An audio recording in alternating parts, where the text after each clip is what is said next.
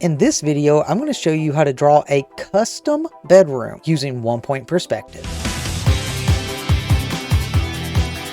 Now, before we get started, please keep in mind that this artwork, even though it may look complicated, is exactly the same as all the other one-point perspective pieces we've covered so far. They all only contain 3 types of lines, and that's it. It either contains 1, a vertical line, which is straight up and down, 2, a horizontal line, which is left to right, or 3, a line that goes diagonally to the vanishing point. And that is it. That's the only kind of lines in this entire artwork. So even though it may look a little bit more complicated, it's really not. It's very simple. And if you get confused about where a line needs to go, just keep that in mind. The first step is to find out where the center of your paper is. With your paper in landscape mode or horizontally, lay your ruler down on the left or right hand side and measure down 4 1/4 inches. This is half of 8 1/2.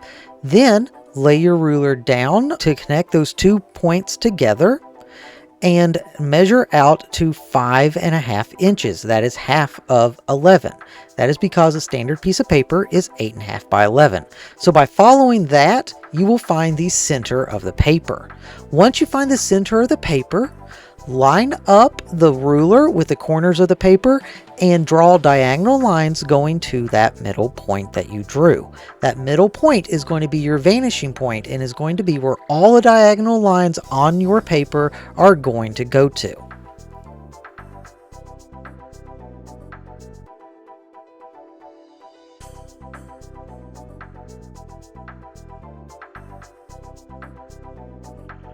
Once you have your diagonal lines going to the center vanishing point, we are going to measure down 1 inch below and 1 inch above the vanishing point. We're going to make some dots on the paper there. That is going to be the floor of the room and the ceiling of the room. Whenever you get those done, draw a straight line across a horizontal line to block that off and draw the ceiling as well as the floor. And then add in 2 vertical lines to connect those together as well. When that is done, erase the lines inside of that going to the vanishing point, and you now have the inside of a room. Now, the first bit of furniture that we're going to be adding into the room is going to be a door, and this is going to be the simplest one of all. Go ahead, line up your ruler to the vanishing point and draw in the top of the door. The door is going to be about most of the way up to the ceiling, close to it. It's not going to quite touch it. And then you're going to be adding in vertical lines going down to the floor. That is going to give you a door.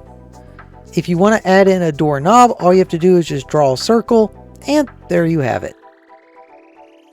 From here, we're going to add in some windows, and this follows the exact same procedure as all of the other things we drew before in one-point perspective. Remember that all the diagonal lines go to the vanishing point, and then you add in your vertical lines from there.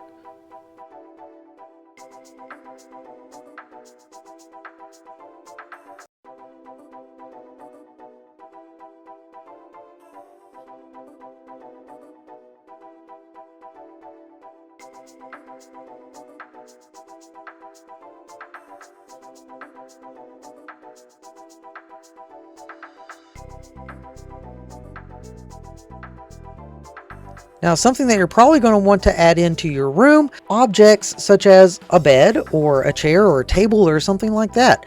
And actually, you might think that that's complicated, but it's really not. You just have to think about it in a 3-dimensional space. First, as always, draw your lines going to the vanishing point. These lines going to the vanishing point are going to be the corners and the edges of the object that you're drawing. In this case, I am drawing a bed for the room. And then once you get those lines added in, draw your vertical lines first.